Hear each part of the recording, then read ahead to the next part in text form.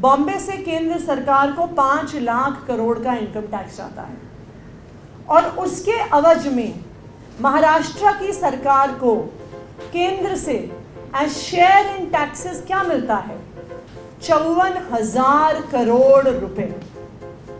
तो बॉम्बे के लोग, महाराष्ट्र के लोग जब 5 लाख करोड़ का टैक्स देते हैं तो उनको केंद्र सरकार से उसके हिस्से में 54,000 करोड़ यानी 54,000 करोड़ रुपीस बजट में मिलते हैं।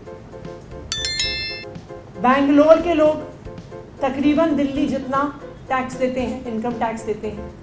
बैंगलोर से भी 2 लाख करोड़ का इनकम टैक्स केंद्र सरकार को जाता है। उसके अवज में कर्नाटका की सरकार को 33,000 करोड़ शेयर इन टैक्सेस के तहत मिलता है। यानी जो 2 लाख करोड़ दे रहा है उसको 33,000 करोड़ केंद्र के बजट से शेयर इन टैक्सेस के माध्यम से मिल रहा है, यानी 10% से भी ज्यादा।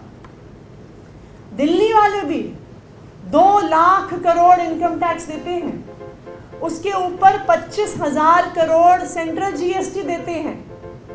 लेकिन महाराष्ट्र की तरह जिनको 54,000 करोड़ मिलता है, कर्नाटका की तरह जिनको 33,000 करोड़ मिलता है, दिल्ली को 1 रुपया भी केंद्र सरकार से इस 2.5 लाख करोड़ से नहीं मिलता।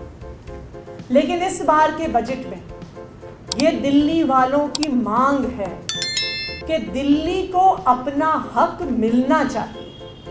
जब दिल्ली के लोग मेहनत करके ईमानदारी से टैक्स देते हैं तो हमें हमारे टैक्स का पैसा हमारे शहर के विकास के लिए क्यों नहीं मिलता? अगर दिल्ली को अपना हक मिलेगा तो दिल्ली में जिस स्पीड से डेवलपमेंट दिल्ली सरकार कर रही है उसकी स्पीड बढ़ सकती है। दिल्ली में हम और बेटर और स्पीड से रोड इंफ्रास्ट्रक्चर और फ्लाईओवर इंफ्रास्ट्रक्चर बना सकते हैं।